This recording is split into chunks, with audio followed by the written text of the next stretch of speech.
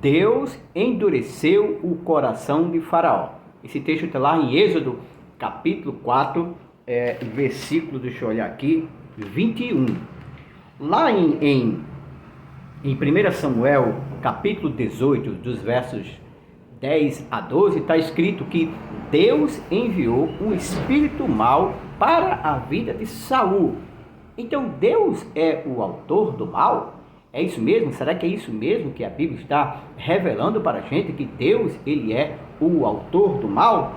Então, gente, a aula de hoje, ela vai tentar explicar essa ideia, que Deus, se Deus é ou não é o autor do mal, né? E para a gente tomar como base a resposta para essas questões, eu escolhi um texto muito conhecido, né? É um texto, na verdade, que a gente vai usar como base para explicar algumas questões, que é o texto que Paulo escreve aos Romanos, capítulo 1, dos versos 18 em diante, que diz: a ira de Deus se revela contra toda impiedade e perversão dos homens, que detêm a verdade pela injustiça, porquanto que Deus se pode conhecer é manifesto entre eles, porque Deus lhes manifestou. Porque os atributos invisíveis de Deus, o seu eterno poder, como também a sua própria divindade, claramente se reconhece desde o princípio do mundo, sendo percebido por meio das coisas que foram criadas. Tais homens são, por isso, indesculpáveis, porquanto, tendo conhecimento de Deus, não glorificaram como Deus, nem lhe deram graças. Antes se tornaram nulos seus próprios raciocínios, obscurecendo-lhes o coração insensato, inculcando-se sábio, tornaram-se loucos. Mudaram a glória do Deus incorruptível, semelhante da imagem do homem corruptível, bem como de aves, quadrúpedes e répteis. Por isso, Deus os entregou a tais imundícia pelas concupiscências do seu próprio coração, para desonrarem seu próprio corpo entre si, pois eles mudaram a verdade de Deus em mentira, adorando e servindo a criatura em lugar do Criador, o qual é bendito eternamente. Amém. Por causa disso, Deus os entregou às paixões infames, porque até as mulheres mudaram o modo natural de suas relações íntimas por outro contrário à natureza. Semelhantemente, os homens também, deixando o contato natural da mulher, se inflamaram mutuamente em sua sensualidade, cometendo torpeza, homens com homens, e recebendo entre si mesmos a merecida punição do seu erro. E por haverem desprezado o conhecimento de Deus, o próprio Deus os entregou à disposição mental reprovável para praticar coisas inconvenientes, cheios de toda injustiça, malícia, avareza, maldade, possuídos de inveja, homicídio, contenda, dolo e malignidade, sendo difamadores, caluniadores, aborrecidos de Deus, insolentes, soberbos, presunçosos, inventores de males, desobedientes aos pais, insensatos, pérfidos, sem afeição natural e sem misericórdia. Ora, conhecendo eles a sentença de Deus, de que são passíveis de morte os que tais coisas praticam, não somente as fazem, mas também aprovam os que assim procedem. Gente, esse texto ele nos mostra pelo menos duas coisas importantes. Primeiro, pelas coisas que foram criadas, Paulo diz que os homens são, por isso, indesculpáveis. Indesculpáveis em entender que existe um Deus, né? Como o Salmo 19 diz, que os céus proclamam a glória de Deus. Os céus revelam que há um Criador por trás. Ainda que eles não tenham recebido, né, a revelação escrita, especial das Escrituras, no entanto, por causa da criação, eles poderiam inferir que existe um Deus por trás de todas as coisas. A segunda coisa que nós podemos tirar de lição desse texto é porque o resultado disso, o resultado de conhecer a Deus e mesmo assim abandonarem Deus e adorarem criaturas ao invés do Criador, ou seja, em outras palavras, o Deus que criou todas as coisas, o homem se rebaixou a um nível tão grande que o Deus que criou todas as coisas, ao invés dele atribuir a Deus a honra, a glória e o louvor, eles começaram a adorar coisas que são não só inferiores a Deus, mas inferiores a eles mesmos. Começaram a adorar quadrúpedes e répteis.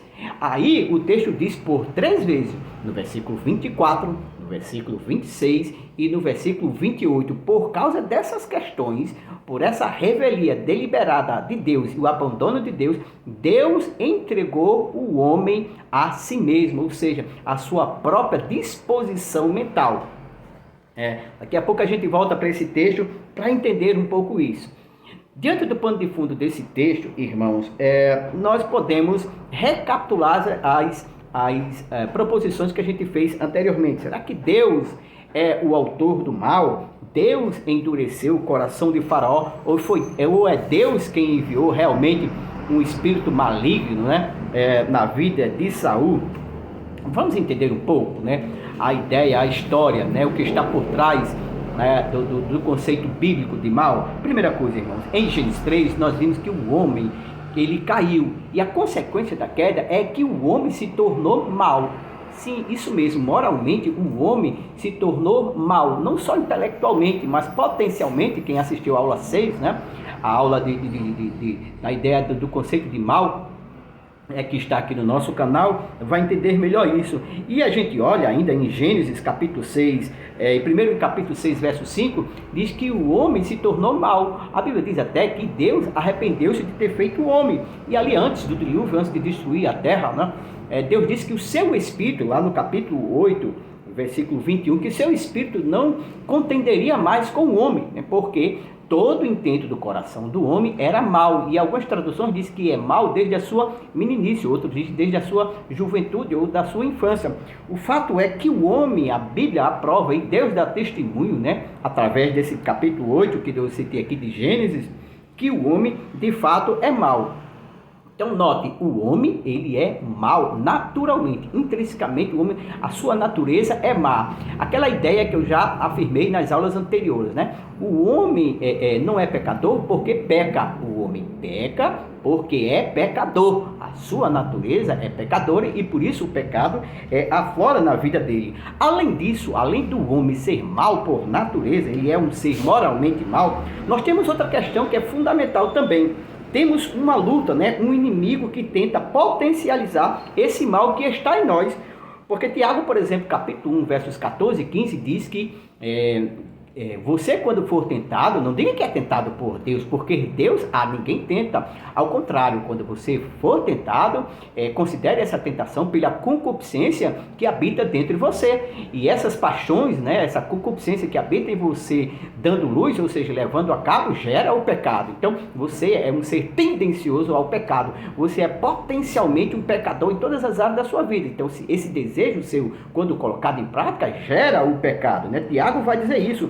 E mais, Tiago não diz só isso, que concorda com o ponto anterior. Ele vai dizer o seguinte, lá no capítulo 5, verso 8, diz que esse ser que é Satanás, que é um ser caído, que já fez o homem cair lá no capítulo 3, ele é com maior intensidade denunciado no Novo Testamento. Então Tiago vai dizer que esse ser que é mau, ele ruge como um leão, buscando a quem possa tragar. Então já vá somando aí, nós somos mau e existe um ser mau que tenta potencializar essa maldade que já habita em nós. Como é que eu posso entender isso, pastor? Olha, é o seguinte, lá quando você vai olhar a passagem, por exemplo, de Jesus no deserto, diz que ele é o tentador. A gente percebe que ele é o tentador, ele foi tentar o próprio Filho de Deus. Imagine eu e você, não é? Outra coisa bem interessante, né, que nós vimos lá em Lucas capítulo 22, versos 31 e 32, que o diabo pediu para se andar com a vida de Pedro. Aí Jesus intercede e até explica a Pedro, o diabo pediu para se andar com a sua vida, mas eu intercedi por ti. Então, isso até nos remonta muito àquela ideia lá de Jó, né? Quando o diabo entra entre os filhos de Deus, e ali naquele diálogo, Deus permite até que ele vá lá e fira, né, que atinja a vida de Jó com as desgraças que nós já conhecemos. Então o diabo, ele é o tentador, e aqui em Lucas vimos que ele pediu para se andar com a vida de Pedro. Então essa ideia de Romanos 1, irmãos, que está por trás é o seguinte, é que quando Deus se afasta do homem, o homem que já é mau, aí esse homem ele coloca em prática todos os seus desvaneios. Então, por exemplo, essa ideia de Deus endurecer o coração de Faraó. Nós vimos, por exemplo, lá no capítulo 8, né, mais à frente, que o próprio Faraó, ele endureceu o seu coração.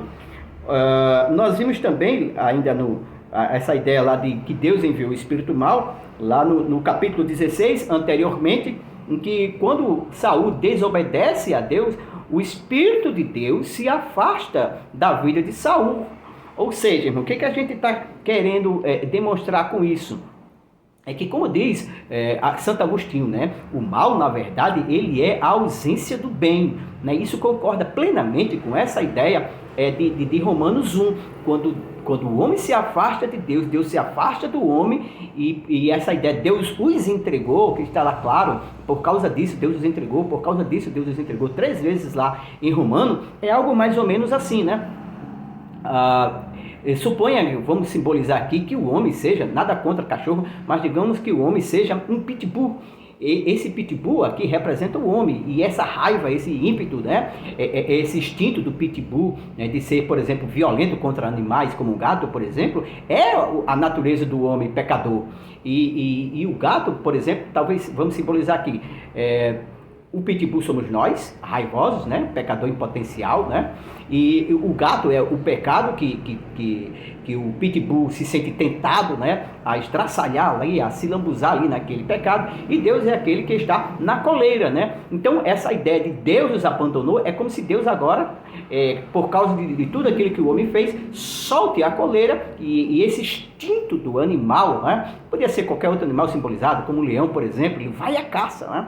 Então, esse instinto dele de já buscar, ele vai. Então, Deus solta a coleira e o homem já, por si mesmo, faz ali valer o seu instinto. Lembre-se, o instinto do homem agora é pecador. O homem não é mais bom como Deus criou no início. Depois do pecado, o homem tornou-se um pitbull, né? Um animal feroz. Né? Esse pecado, como diz Tiago, que já habita a concupiscência, já habita em você. Então, o que acontece? Quando Deus se ausenta, como também lá em Saul, Deus se ausentou, o que aconteceu? Assim como a gente lembra também, né, o texto, deixa eu ver aqui, o texto é de Lucas, né? Lucas capítulo, se eu não estou equivocado, capítulo 11 de Lucas, vai dizer o seguinte, que quando a pessoa se afasta de Deus, um espírito mau, ele volta e vê a casa vazia e não só fica com ele, traz mais 7 demônios para ficar com ele. Então, a guerra espiritual é, na verdade, muito clara durante toda a Bíblia, né? A Bíblia diz, né? Paulo vai dizer que nossa luta não é contra a carne nem contra o sangue, mas contra os principados e potestades. Conclusão, irmãos. A expressão de que Deus endureceu o coração de Faraó é para ser entendido que Deus o deixou, o abandonou à sua própria maldade intrínseca do ser humano, somado ao poder sedutor de Satanás. Né? Então, essa expressão Deus endureceu o coração de Faraó é para ser entendido dessa forma. Né? Deus se ausentou. Na verdade, Deus não endurece o coração de ninguém. Deus solta a coleira, né? Então, quando diz Deus endureceu o coração de Faraó, é a mesma coisa que nós falamos quando nós estamos, por exemplo, falando das desgraças deste mundo. A gente diz, é a falta de Deus. Na verdade, então, Deus não endurece, é a falta de Deus. Então, Deus só amolece. Então, tudo aquilo que acontece, todas as coisas de ruins que acontecem, pode colocar em nossas contas, e não na conta de Deus, né? É nosso demérito mesmo. Agora, tudo aquilo que acontece de bom, aí sim, coloque crédito em Deus, porque somente Deus é quem pode refrear esse instinto pecador que habita em nós. Não à toa, Ele nos deu o seu Espírito para refrear esses instintos pecadores que habitam em nós. Então, resumindo, Deus não é o autor do mal. Quando diz Deus endureceu o coração de Faraó, é para ser entendido que Deus permitiu, né? Deus com a sua graça, com a sua graça comum ali, refreia toda a humanidade. Refreia toda a humanidade para que não vire o caos. Então, quando Deus deixa particularmente um ser aqui ou acolá fazer a sua própria vontade, por ser um ser distorcido, pecador por mal, o seu intento é mal por natureza, aí ele comete esse mal, né? Esse mal moral que já habita dentro dele, quando levado a cabo, acontece o mal físico, que por sua vez é potencializado por outro mal, o mal espiritual, chamado Satanás, que embora não seja equiparado a Deus, nesse sentido assim, ontologicamente não é um Deus como o Senhor, né? Como o nosso Deus, mas ele tem uma certa força, não é um Deus igual a Deus, né? Ontologicamente não é um Deus como Deus, né? Mas ele é um ser que já vive para nos tentar. Então, que Deus te abençoe, em nome de Jesus, entenda isso. Deus, ele não é o autor do mal. Na verdade, o mal já habita em nós. Então, Deus não é o autor do mal. Às vezes, o que acontece é o seguinte, é que, entenda esses textos, por exemplo, que a gente citou, como aquela ideia que a gente já trabalhou nas nossas aulas anteriores, como a ideia de que a Bíblia usa linguagem de acomodação. Isto é, aquilo aquilo, por exemplo, em textos como esse, por exemplo, nós podemos dizer que essa linguagem de acomodação acontece da seguinte forma: o autor falou do seu ponto de vista, aquilo que ele estava vendo. Isso fica mais claro quando você entende, por exemplo, que a ideia de Jó, por exemplo. Jó, ele disse que para sua mulher, por exemplo, ele disse: eu não recebi o bem de Deus com prazer, o mal, como é que eu não posso aceitar? Então, embora a gente saiba que Deus permitiu tudo aquilo, mas na verdade toda a desgraça que aconteceu com Jó não foi Deus, foi o diabo. O diabo foi lá, colocou ferida, o diabo foi lá e desgraçou toda a vida de Jó. Então Deus, de certo modo, até permitiu. Tudo bem, Deus permitiu, mas o autor último do mal não é Deus. Deus não é o autor do mal. Ali foi Jó. Então, não só Jó, perdão, não. Ali foi Satanás. Aliás, perdão. Ali foi Satanás. Então, tudo aquilo que aconteceu na vida de Jó, na verdade, Jó atribuía a Deus. Então, assim como às vezes, não só Jó, mas Jó e seus amigos atribuía na sua ignorância a Deus. Mas, à luz, depois do livro escrito de hoje, a gente entende que era o diabo que estava por trás de tudo. Deus não é autor do mal. Que Deus te abençoe, em nome de Jesus.